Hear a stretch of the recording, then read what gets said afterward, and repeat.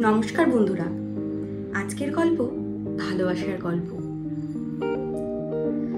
আজকের গল্পটির নায়ক হলো বিজয় আর নায়িকা হলো সঙ্গীতা। আমারই লেখা গল্পটি ভালো লাগলে অবশ্যই চ্যানেলটিকে সাবস্ক্রাইব করে পাশে থাকবেন।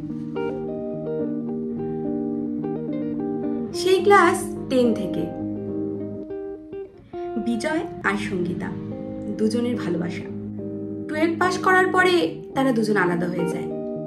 সঙ্গীতা বাংলায় অনার্স নিয়ে কলেজে ভর্তি হয় আর বিজয় পড়তে চলে যায় ব্যাঙ্গালোর। তখন তো ফোনের অতটা যোগাযোগ ছিল না, তাই চিঠিতেই তাদের প্রেম চলে। দীর্ঘ 5 বছর কেটে যায়। সঙ্গীতার এদিকে পড়াশোনা শেষ হয়ে যায়, বিজয়ের আর কিছুদিন বাকি পড়াশোনা শেষ করতে। এদিকে সঙ্গীতার বাবা মা সঙ্গীতাকে বিয়ে দেওয়ার জন্য খুব জোরতোর শুরু করে, যেটা হয় স্বাভাবিক মধ্যবিত্ত পরিবারে।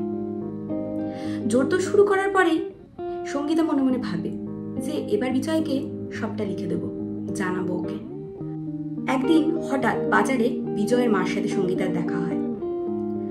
সঙ্গীতা বিজয়ের মাকে বলে, কাকিমা ভালো আছেন তো? কাকিমা বলে, হ্যাঁ ভালো আছি, শুনলাম তোমার নাকি বিয়ের জন্য খুব তোড়জোড় চলছে। সঙ্গীতা বলল, হ্যাঁ, বিজয়কে আমি এখনো জানাইনি, তবে ওকে জানাবো, না হলে কবে কি ঠিক করে ফেলে। বিজয়ের মা তখন সঙ্গীতার হাত দুটো ধরে বলে, মা তুমি তুমি বলো না, বিজয়কে তুমি এসব বলো না। আমার ওই একটা মাত্র ছেলে, অনেক কষ্ট করে ওকে পড়াচ্ছি। একথা জানতে পারলে ও পড়াশোনা ছেড়ে ওখান থেকে চলে আসবে, আমাদের সব শেষ হয়ে যাবে। তখন সঙ্গীতা ভাবলো, ঠিকই তো, ভালোবাসার জন্য তো বিজয়ের জীবনটাকে আমি নষ্ট করে দিতে পারি না। বলে, কাকিমা আমি আপনাকে কথা দিচ্ছি, আমি বিজয়কে কিচ্ছু বলবো না। সঙ্গীতা মন মনে হয়ে বাড়ি ফেরে।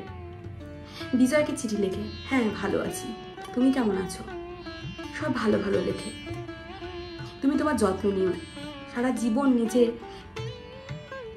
নিজেকে দেখে রেখো।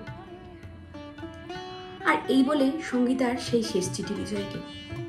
বিজয় বলে, হ্যাঁ আমি আর 1 মাস পরেই ফিরছি।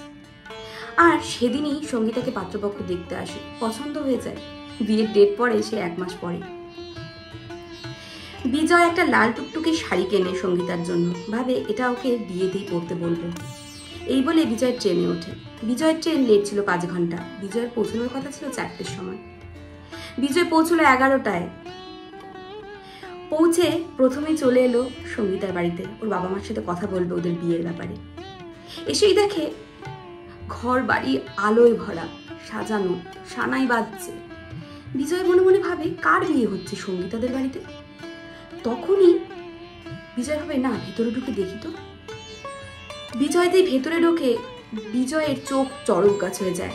দেখে লজ্জাবস্ত্র গায়ে তার সঙ্গীতার, মাথা ভর্তি সিঁদুর, নতুন বউ সে, পাশেই তার স্বামী।